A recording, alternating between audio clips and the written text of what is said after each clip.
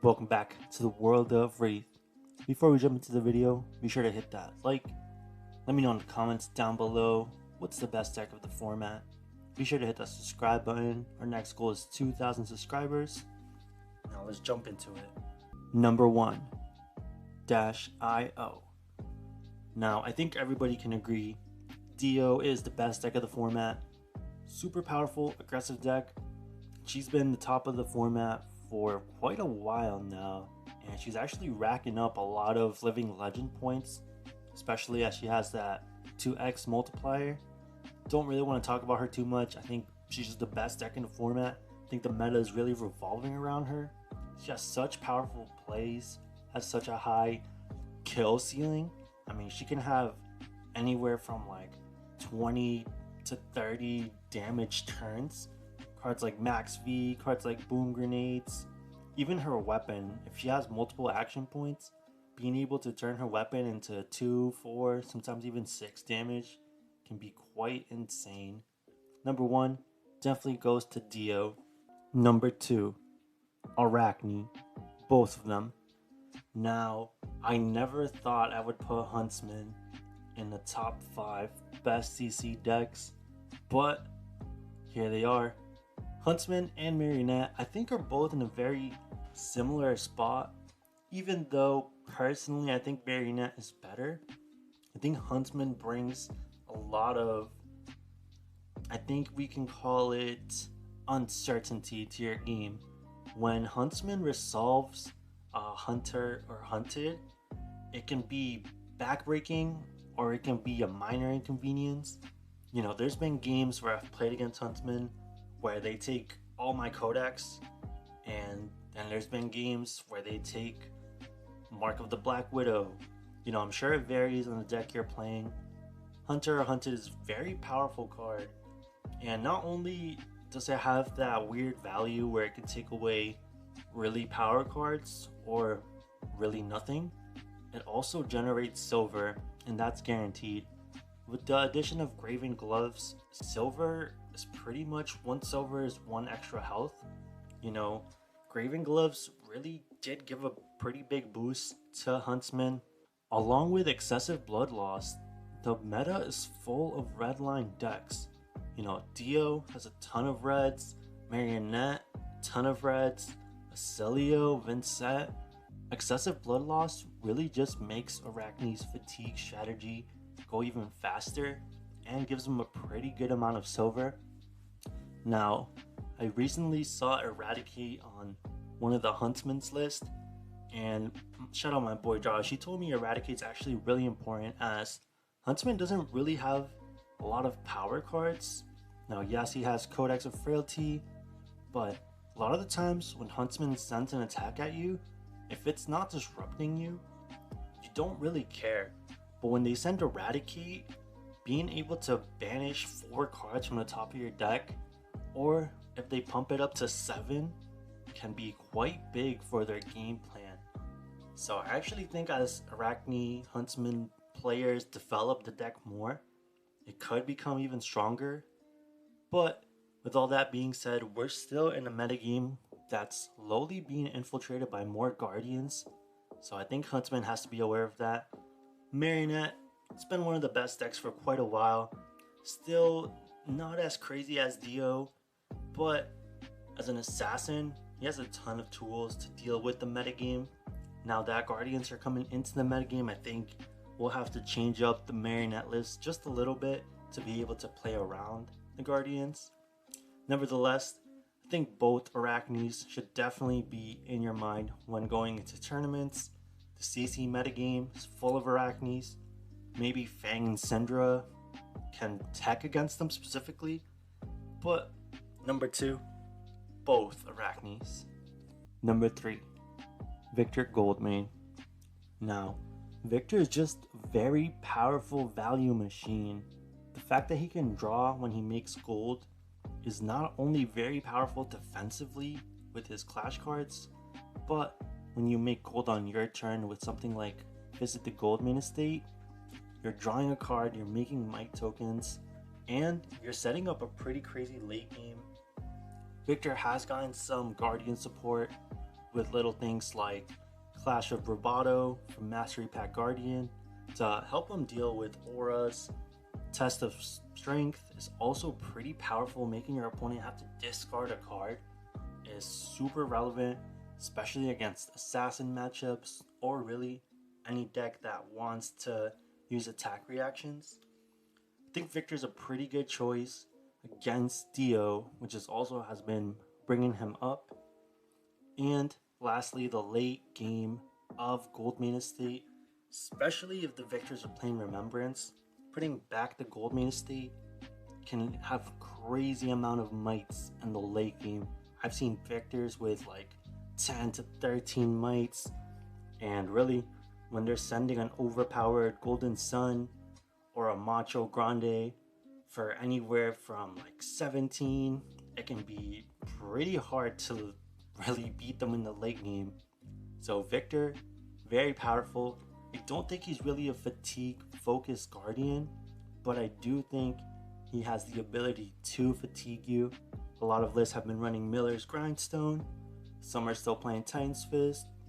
I think either way, even though Victor's not actively trying to fatigue you, I think he definitely just can. So it's always something you gotta keep in your mind when playing against Victor. So number 3, shout out the horse. Number 4, Vincet. Now I think Vincet got a pretty good boost by Verdant sleeving the metagame. I think Vincet is kind of right there with Aelio in terms of the power plays. Even right there with Dio. I think all 3 of them have some pretty crazy turns. Now they do require a little bit of setup, but the amount of damage that they can do is pretty incredible. I think that sets Vincet apart from Dio is the arcane damage and her crazy widespread cards that are disruption, but all you have to do is deal damage. Vincet often will just force through a damage with the rune chant using her hero ability to make it unpreventable. So things like widespread destruction, getting rid of your arsenal, widespread annihilation, taking a card from your hand, can be very hard to interact with. But as always, Vincet is a rune blade, so she can have those clunky hands where she can't really do much. But I do think she's a very powerful and disruptive hero. I think putting her at number 4 is a very solid spot. Number 5, Aelio. Now, I think Aelio is actually really strong in the metagame, but I think Dio being the best deck is really holding him back.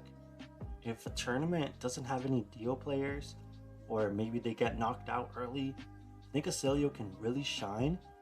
But cards like Null Time Zone are really holding him back.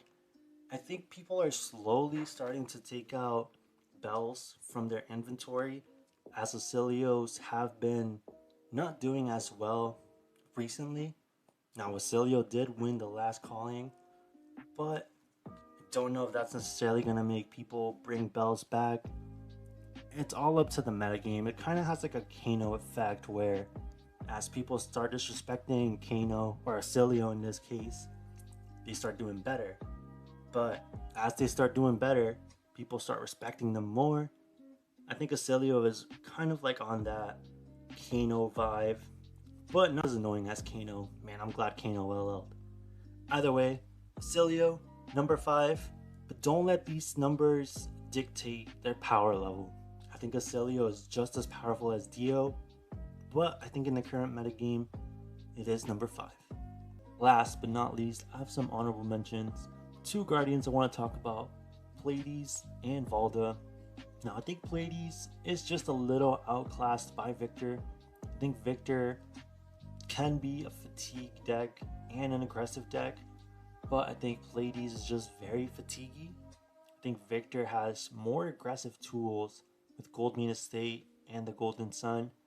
Pleiades doesn't really have as powerful cards, especially towards the late game, but her dedicated fatigue strategy can be pretty crazy, generating toughness, having 4 to 5 card blocks with 1 card is pretty powerful, but I think she's just a little outclassed by Victor. But even so, she has been doing pretty good, even having 2 top 8 at recent callings. With Valda, a little different from the other Guardians, she's way more aggressive. I've seen Valdas that just kind of steamroll their dominate effects. You know, being able to send one card boulder drops, sometimes even one card spinal crush with dominate is kind of insane. Leyline of the old ones is a pretty powerful card. Even though it's only a one of, it does have 3 cards that can search for it. Being able to roll over the seismic search tokens can be very powerful. Honestly, Valda not quite as good defensively, even though she can defend being a guardian, but I think her offensive output is pretty crazy. Definitely keep an eye out on Valda. I think she could be stepping up. Let's see what happens in the future metagames. Last 2 I wanted to talk about, Gravy Bones. I think Gravy Bones can be pretty good into heroes like the Arachnes, into even Fixture and Vincet. But we're still in an aggressive metagame. Not only are Dio and Aelio some of the best decks in the format, we have the aggro heroes below that, like Katsu, Fi, and Syndra. So I think the metagame is pretty hostile for Gravy Bones. I think Gravy Bones can do good. Probably will take down a tournament or 2 at these Pro Quest levels. Maybe you can take down a Calling if his gem matchups get lucky. But I think Gravy Bone is just worth keeping your eye on. Definitely don't think he's in the top 5. But I do think there's a spot for him in the metagame. Prism, on the other hand, I think it's very interesting because she's pretty close to LLing. I think Prism fans will play her, before she leaves. I think she has an interesting matchup into the race decks, where really Prism is a pretty aggressive deck that doesn't really mind raising. She has overrate attacks with her angels. Even though she has 32 life, she has so much ward that her life is really sometimes higher than 40. Her angels warding 4 is also pretty good, as sometimes she can use them defensively, like defense reactions. Sometimes she can soak up a whole card with her angels. And if you don't clear the angels off the board, the value they start building is crazy, just like the Gravy allies. But that pretty much wraps it up. Thank y'all so much for watching. As always, hit that like. Let me know in the comments down below what's the best deck. Be sure to hit that subscribe button. Thank y'all for watching. Peace.